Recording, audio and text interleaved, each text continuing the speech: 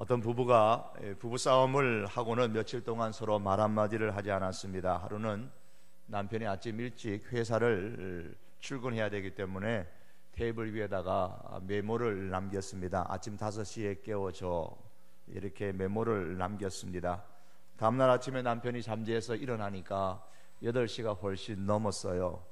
화가 나기도 해서 남편이 아내에게 뭐라고 하려고 밖으로 나가려고 하는데 테이블 위에 메모지가 놓여 있었습니다.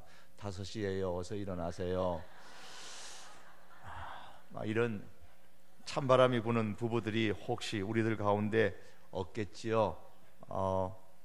오늘 이 밤에 그런 부부들이 계시다면 은혜의 뜨거운 바람이 불어서 얼었던 것들이 다 녹아서 대화가 아주 재미있게 오고 가는 그런 부부들이 꼭 될 수 있기를 축복합니다.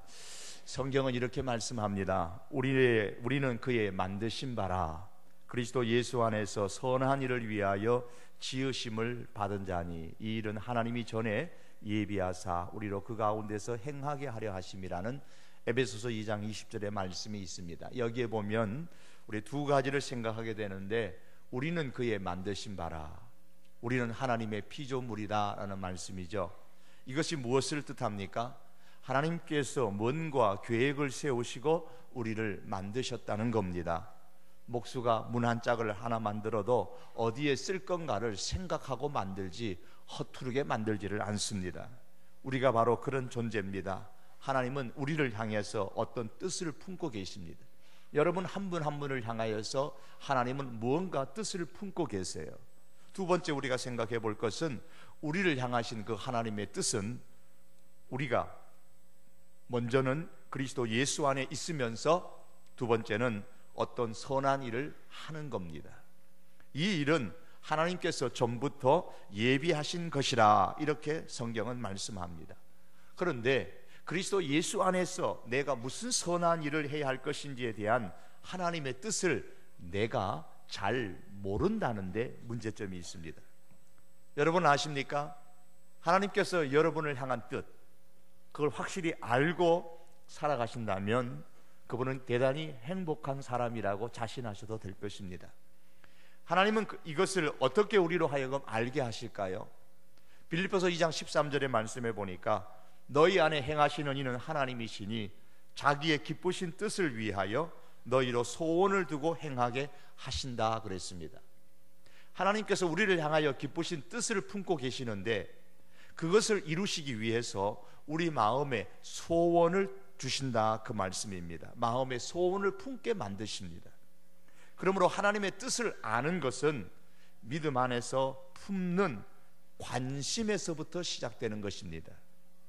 계속해서 관심을 가지면 그것이 눈이 쌓이듯이 가슴에 쌓여서 어느덧 이루고 싶은 소원, 이루고 싶은 꿈이 되는 것입니다. 하나님께서 이렇게 우리 마음에 소원을 두십니다. 여러분이 내 소원이 뭔 줄 모르겠다, 나는 꿈이 없다, 그러면 먼저 우리 젊은 친구들은 내가 무엇에 관심이 있는가를 먼저 유심히 생각해 보시기 바랍니다. 그 관심이 점점 쌓여져서 꿈이 되고 소원이 되는 겁니다. 그리고 기도하게 하심으로써 우리를 통해 하나님의 뜻을 이루어 가십니다. 그런데 이때 주의해야 할 것은 우리의 소원이 그리스도 예수 안에 있는 것인지, 즉 믿음에서 벗어나는 것인지 아닌지를 먼저 살펴봐야 됩니다. 왜냐하면 뱀이 하와에게 그릇된 소원을 품게 했던 것처럼 우리에게도 그렇게 사단이 할 수 있기 때문입니다. 그러므로 우리를 향한 하나님의 뜻은 우리가 먼저는 그리스도 예수 안에 있으면서 두 번째는 어떤 선한 일을 소원하여서 행하는 것입니다. 그리고 그 소원을 품었으면 멈추어 선 상태로 계속 소원을 품을 것이 아니라 반드시 기도하면서 소원을 품고 이루어지기를 사모하시기를 바랍니다. 볼펜의 대명사라 그러면 무슨 볼펜이죠? 모나미, 특별히 모나미 153, 옛날로부터 썼던, 저희 어릴 때부터 썼던 모나미 153, 유명한 볼펜입니다. 이 모나미 153 볼펜이 1963년 5월 1일에 생겼습니다. 굉장히 오래됐죠. 볼펜을 생산할 수 있는 공장도 기술도 없었던 상태에서 도산의 위기에서 그 모나미의 회장이었던 송삼석 회장이 기도하면서 직접 붙인 이름입니다. 회사가 가장 어려웠을 때에 당시 제조업체 사장인 이 송삼석 회장이 기도원에 올라가서 기도를 했습니다. 기도하면서 생각해 보니까 그동안 사업을 하면서 하나님 앞에 죄를 지은 게 너무 많더라는 겁니다. 크게 정리를 해보니까 3가지였어요. 그래서 이 3가지를 가지고 먼저 기도를 했습니다. 첫째는, 하나님, 제가 주일 성수를 하지 못했습니다. 그래서 이제부터 제가 철저하게 주일 성수를 하겠습니다. 이렇게 회개하고 약속을 다짐했습니다. 두 번째로는, 돈을 많이 그동안 벌었었는데 사실은 11조를 못했습니다. 안 했습니다. 그래서 하나님의 것을 제가 떼먹었습니다. 제가 회개합니다. 이제부터 제가 11조를 드리겠습니다. 이렇게 결심을 했습니다.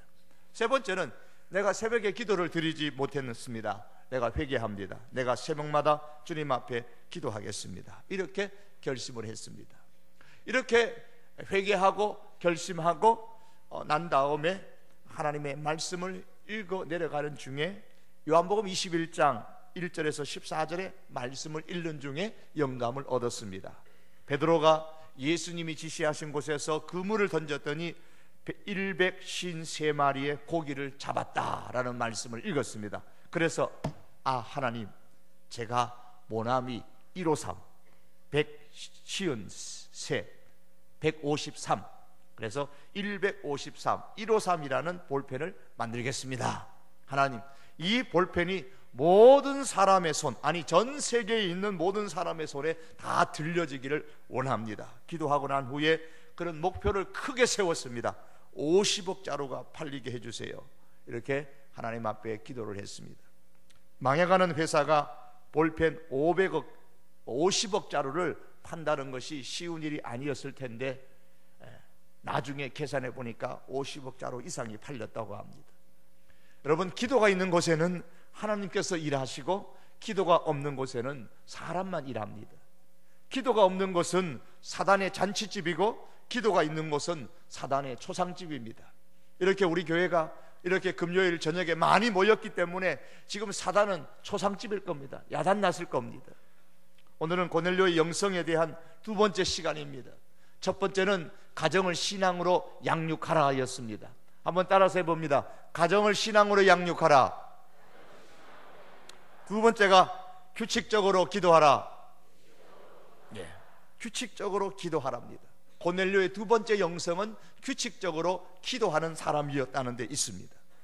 2절 하반절의 말씀에 보시면 하나님께 항상 기도하더니 그랬습니다. 그리고 3절에서 제9시가 그의 기도 시간이었습니다.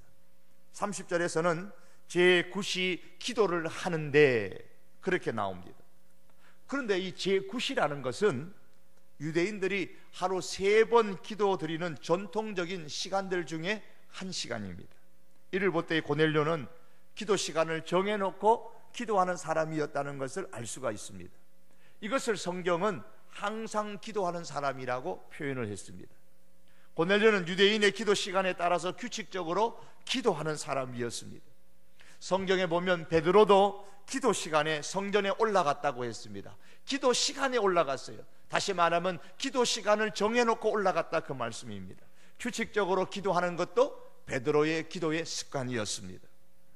규칙적으로 기도 시간을 정해놓고 기도하는 것은 우리의 영성을 키우는 데에 대단히 중요합니다. 왜냐하면 사람은 누구나 기도하지 못하게 하는 사단의 유혹을 받기 때문입니다. 나는 밥할 때도 기도하고 설거지할 때도 기도하고 운전할 때도 기도하고 항상 기도하기 때문에 특별한 기도의 시간을 정해놓지 않아도 된다, 그것은 아닙니다. 항상 그렇게 기도하는 것도 중요하지만 그러나 기도의 시간을 정해 놓으셔야 합니다. 기도의 시간을 정하지 못하게 하는 이 유혹은 너무나 강력해서 시간을 미리 정해 놓지 않으면 우리는 매일 규칙적으로 기도하는 것이 거의 불가능하다는 사실을 우리의 경험을 통해서 알 수가 있습니다. 그러므로 규칙적인 기도에 우리가 성공하려면 적어도 우리가 기억해야 될 것이 있습니다. 하나는 인내심이 있어야 됩니다. 규칙적으로 기도하기로 다짐할 때에 가장 중요한 것은 참는 겁니다. 기도하기로 정한 시간에 다른 할 일들이 자꾸 중첩되어져서 뜻하지 않게 생기는 경우가 있습니다. 그 중첩된 일들을 우리가 끊어버리고 기도 시간을 지키는 것이 대단히 중요합니다. 여기에 인내심이 필요합니다. 이 기도 시간은, 정해놓은 기도 시간은 하나님과 나와의 만남에 대한 약속입니다. 그 시간은 제가 약속이 있는데요, 특별히 제가 특별한 분과 내가 만나는 약속의 시간이기 때문에 스케줄에 다른 날짜를 좀 정해서 만났으면 좋겠습니다. 항상 이 정해진 이 기도의 시간만큼은 우리가 다른 일에, 다른 만남에 빼앗기지 않도록 우리가 인내를 가져야 합니다. 무인불승이라는 말이 있습니다. 참지 못하면 무인불승, 이기지 못한다, 이길 수 없다라는 말이죠. 규칙적인 기도가 그렇습니다. 참아야 기도하는데 성공할 수가 있는데, 참는 것이 이기는 것인데, 참지 못해서 규칙적으로 기도하는데 실패하는 사람을 우리는 많이 봅니다. 참을 인자가 어떤 자입니까? 칼날 인자에다가 마음 심자가 아래에 붙여가지고 합성화된 글자입니다. 이걸 풀어보면 가슴에 칼이 꽂힌 상태를 그냥 견디어내는 겁니다. 참는 거예요. 마음에 칼이 꽂혀 있는데 그걸 꽂힌 채로 참는 게 참을 인자입니다. 여러분, 세상에 이것처럼 고통스러운 게 어디에 있겠습니까? 가슴에 칼이 꽂힌 상태에 있는데 그걸 참으면서 하루하루 살아가야 한다면 얼마나 고통스럽겠습니까? 그게 인자예요. 참을 인. 그렇지만 규칙적인 기도에 성공하려면 그런 참을 인을 가지고 고통을 참지 않으면 안 됩니다.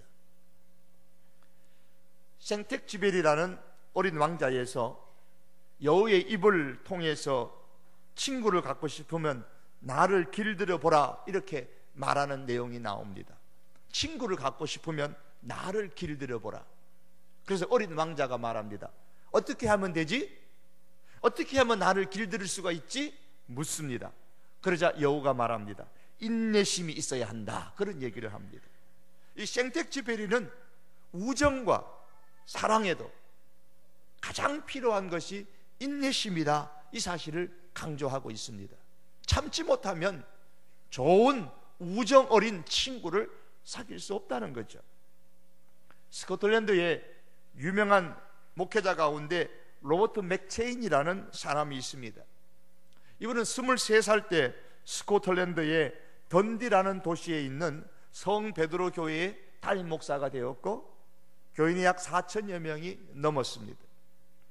그의 목회는 그 스코틀랜드 성 베드로 교회에 국한된 것이 아니고, 스코틀랜드가 우리나라에 1907년에 대부흥이 일어났던 것처럼 그런 대부흥의 역사가 일어난 적이 있었는데, 그 스코틀랜드 부흥의 가장 큰 역할을 감당했던 목회자였습니다. 그가 죽은 후에 장례식 날에 존경의 표시로서 이 던디의 상가들은 다 문을 닫을 정도로 그의 영향력이 대단했습니다. 후에 로버트 맥체인의 회고록이 출판되어졌습니다. 그때 비로소 그 로버트 맥체인을 로버트 맥체인 되게 했던 또 한 사람이 있었다는 사실이 발견되어졌습니다. 그는 다름 아니라 그의 친형이었던 데이비드 맥체인이었습니다. 맥체인은 성이죠. 데이비드 이름입니다. 데이비드 맥체인이었습니다. 이 로버트 맥체인이 사춘기 때에 댄스 파티를 하고 돌아왔는데, 그때 방에서 기도하는 형의 기도 소리를 들었습니다. 후에 그는 형에게 물었습니다. 형이 기도하는 중에 내 이름을 부르는 걸 들었는데 내가 그렇게 나빠? 이렇게 물었어요. 그래 형이 대답을 합니다. 우리는 하나님 보시기에 모두 다 죄인이야. 나는 내가 너 자신보다 예수님을 의지하게 되기를 내가 항상 기도한다, 이렇게 이야기를 했습니다. 후에 이 로버트 맥체인은 던디에서 떨어져 있는 에딘버러 대학에 입학을 했습니다.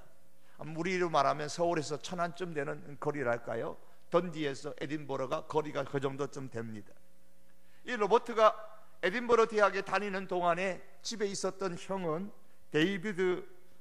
형이 데이비드가 굉장히 몸이 안 좋았습니다. 병에 걸려서 몸이 약해질 대로 약해져 있었는데, 하지만은 대학에 다니는 동생 로버트를 위해서 날마다 기도를 했습니다.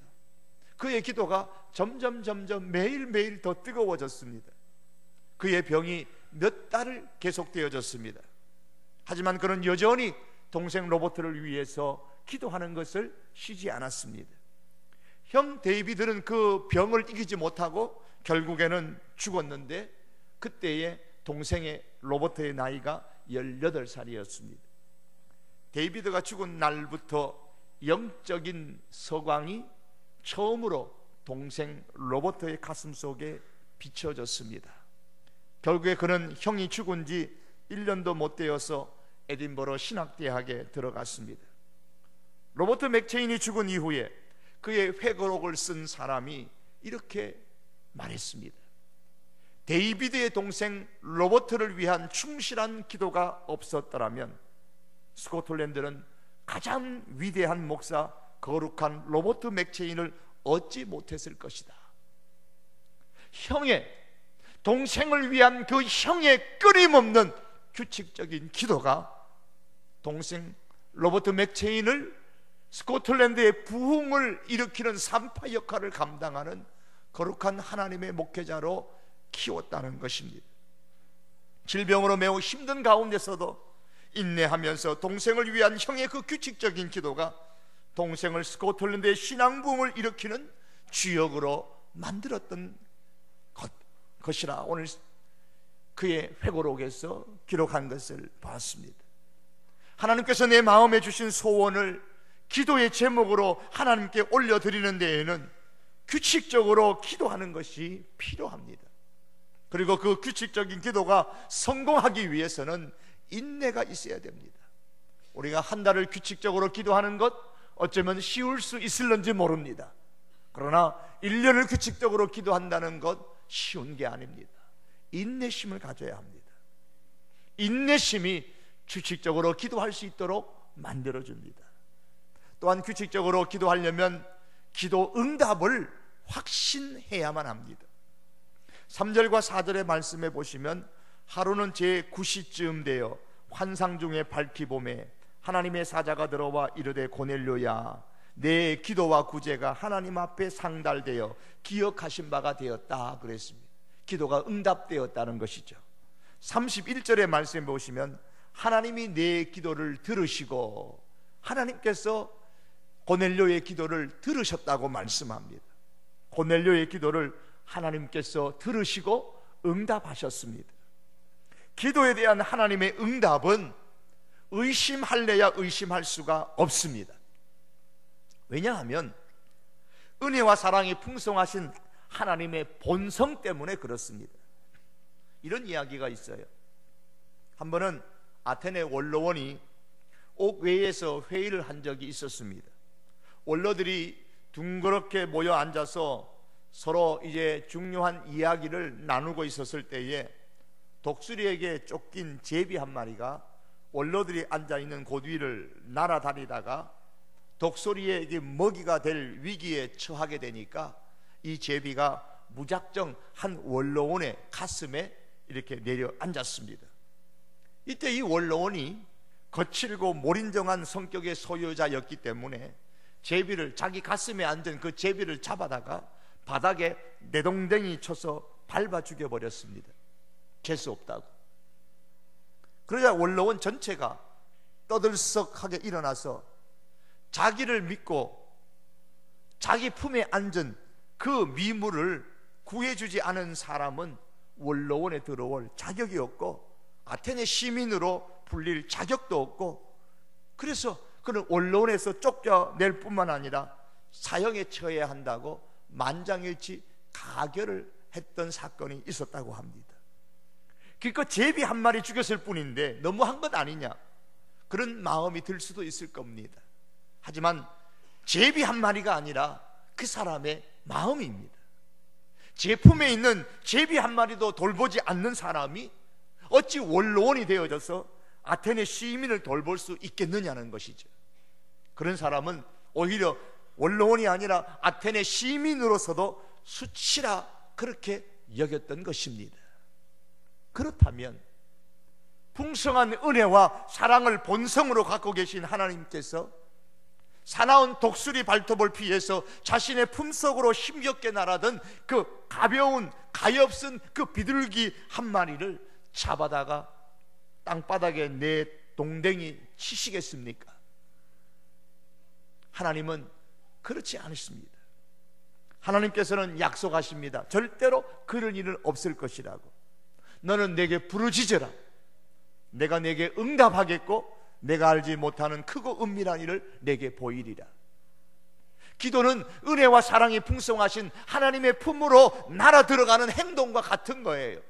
내가 하나님 앞에 기도한다는 것은 내 상황이 너무 급박합니다 하나님, 그러면서 하나님의 품속으로 내가 들어가는 행동입니다.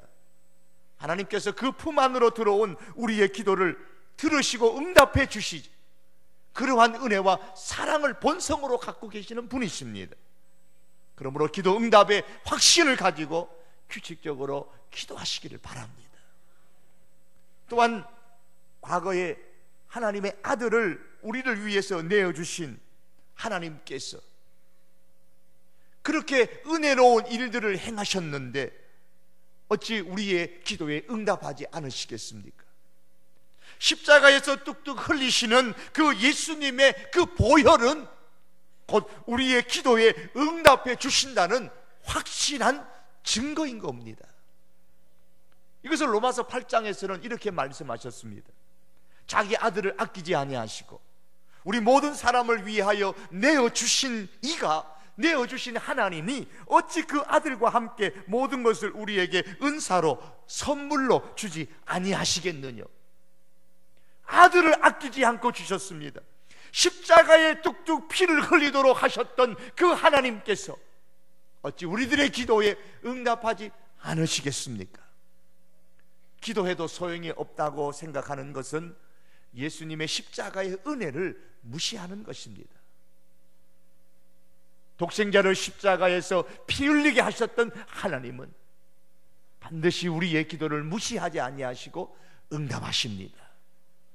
그리고 하나님은 성경에서 수많은 기도의 응답을 우리에게 약속해 주셨기 때문에 신실하신 하나님은 반드시 우리의 기도에 응답해 주십니다.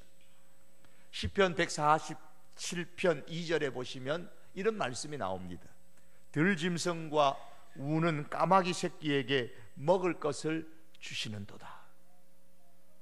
우는 까마귀 새끼에게도 먹을 것을 주시는 하나님께서 하나님의 자녀들이 부르짖는 기도에 어찌 응답하지 않으시겠습니까? 예수님이 말씀하셨습니다. 까마귀를 생각하라. 심지도 아니하고 거두지도 아니하고 골방도 없고 창고도 없는데 하나님이 기르시나니 너희는 새보다 까마귀보다 얼마나 더 귀하냐. 까마귀 새끼에게도 먹을 것을 주시는 하나님인데 그 까마귀를 생각해 보아라. 그 까마귀보다도 우리는 더 귀한 존재가 아니냐. 주님이 말씀하십니다. 우리는 까마귀보다도 비교할 수 없을 정도로 더 귀한 존재들입니다. 까마귀도 기르시는 하나님께서 반드시 우리의 기도에 응답하실 줄 믿습니다. 규칙적으로 기도하면 반드시 하나님께서 응답하십니다. 그런데 응답을 받으셨으면 받은 대로 나가서 즉시 행동으로 옮겨야 합니다. 그래야 내 삶에서 기도 응답을 체험할 수가 있습니다. 고넬료는 기도 응답을 받은 대로 곧바로 나가서 행동했습니다. 고넬료의 기도의 응답은 베드로를 청하라라는 것이었습니다. 5절의 말씀에 보면 내가 지금 사람들을 요빠에 보내어 베드로라 하는 시몬을 청하라 그랬어요. 고넬료는 응답을 받고서 즉시 응답 받은 대로 행동을 했습니다. 왜냐하면 하나님께서는 고넬료에게 몇 개월 뒤에 청하라고 한 것이 아니고 지금 당장 청하라고 했기 때문입니다. 어떻게 그걸 알 수 있습니까? 하나님께서는 지금 베드로가 어디에 있는지를 정확하게 가르쳐 주신 것을 보아서 알 수 있습니다. 5절에서 베드로를 청하라고 하시고 6절에서는 지금 베드로가 무두장이, 즉 가죽 제품 가공업자 시몬의 집에 유숙하고 있는데 그 집이 해변에 있다, 상세하게 가르쳐 주었습니다. 이것은 지금 청하라는 말입니다. 고넬료가 기도 응답을 받고 즉시 행동으로 옮겼습니다. 7절과 8절의 말씀을 보면은 응답을 주셨던 천사가 떠나자 고넬료는 경건한 하인 두 사람을 불러서 전후 사정을 이야기하고서 요바로 보내었다고 말씀합니다. 이 표현의 분위기는 지체하지 아니하고 곧바로 보낸 것을 알 수가 있습니다. 가이사랴에서 요바까지의 거리가 약 한 50km 정도 된다고 하는데요, 그래서 어떤 학자는 고넬료가 기도 응답을 받자마자 사람을 요바에 보냈다, 그렇게 해석을 했습니다. 그래야 잠자는 시간을 감안해 볼 때에 그 다음 날 베드로를 만난 시간에 도착할 수 있었을 것이라고 봅니다. 그런데 하나님께서는 고넬료에게 베드로를 초청하라고만 하셨지 베드로가 초청을 받으면 올지 안 올지 그건 사실이 몰라요. 고넬료 입장에서는 그걸 모르는 겁니다. 사실은 안 올 확률이 훨씬 더 많습니다. 왜냐하면 베드로는 유대인이고 고넬료는 이방인이었기 때문입니다. 하나님께서 베드로의 기도 시간에 베드로와 말씀하시는 그 내용을 볼 때에 10중 8구 하나님께서 중간에 베드로에게 아무 말씀도 하지 않았다면 고넬료의 초청에 베드로가 응하지 않았을 것이라는 게 거의 확실합니다. 비록 고넬료가 백부장이 있긴 하지만 베드로는 이미 그의 신앙이 권력 앞에서 무릎 꿇는 나약한 사람이 아니라는 사실을 앞의 내용들을 볼 때 우리가 충분히 알 수 있습니다. 그럼에도 불구하고 고넬료는 응답을 받은 즉시 그대로 이루어질 줄로 믿고 사람을 보내어서 베드로를 초청했습니다. 하나님께서 기도의 응답으로 초청하라고 했으니까 초청한 거예요. 여러분, 눈을 감고 기도할 때에 분명히 하나님께서 내게 응답의 확신을 주셨어요. 근데 눈을 뜨면 어떻습니까? 현실이 쫙 보이는데 그 현실이 전혀 응답받은 대로 안 이루어질 것 같아요.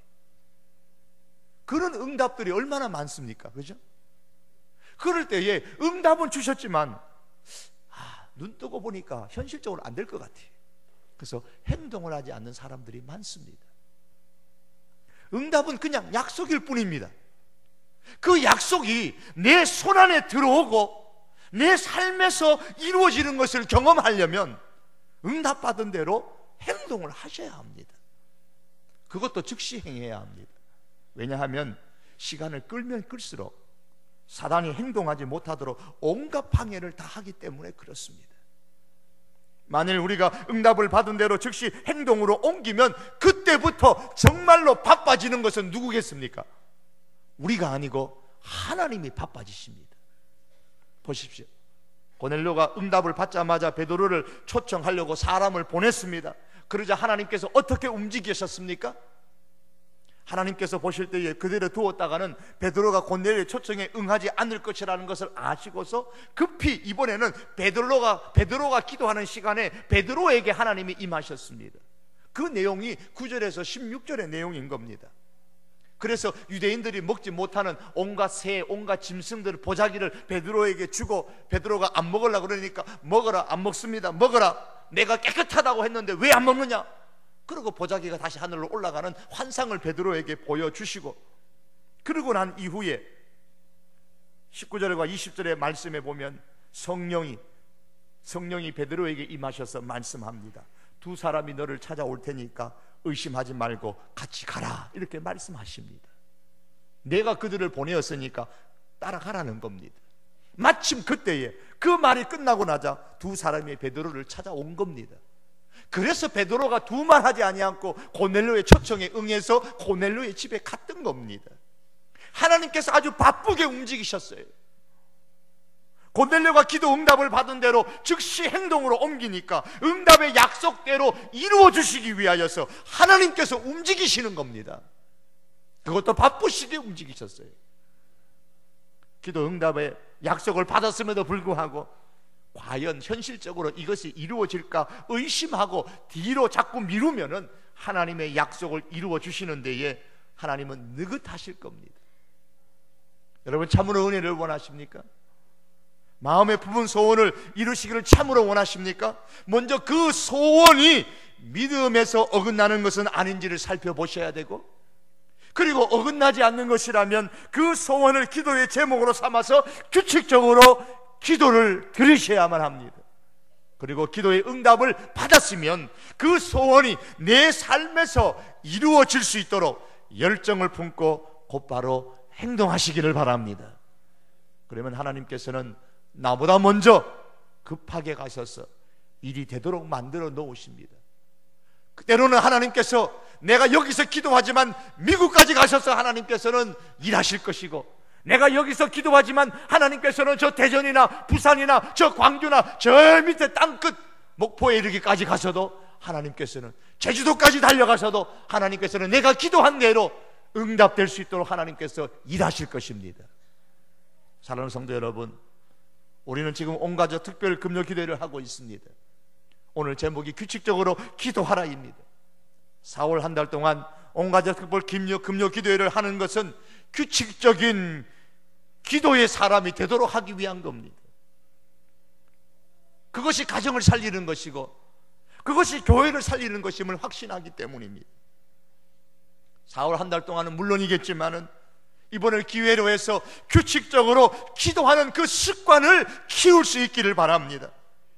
특별히 금요일마다 함께 모여서 기도하는 이 일에 힘쓰시기를 원합니다. 규칙적으로 금요일마다 올라오십시오. 매일매일마다 새벽에 기도드릴 수 있으면 얼마나 좋겠습니까? 여러분, 교회가 멀다면 가까운 교회에 가서라도 매일매일 새벽마다 기도하시고, 조금 가까운 거리면 운전해서라도 올라오셔서 새벽마다 기도하시고, 그것이 여러분의 삶에 너무 힘든다면 매일 금요일 저녁만큼이라도 여러분 올라오셔서 규칙적으로 기도하는 우리 성도의 온 교우들이 될 수 있기를 원합니다.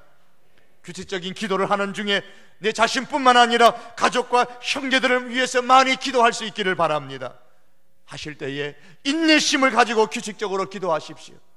기도 응답의 확신을 가지고 규칙적으로 기도하시기를 바랍니다. 그리고 기도의 응답을 받으셨으면 현실적으로 눈을 떠서 안 이루어질 것 같던 그런 일이라고 할지라도 즉시 행동으로 옮겨서 기도 응답을 삶에서 경험하는, 그래서 살아계신 하나님이 나와 함께 하심을 확실하게 믿고 살아가시는 우리 성도교회 모든 교우들이 될 수 있기를 주의 이름으로 축복합니다. 우리 한번 기도 드리시겠습니다.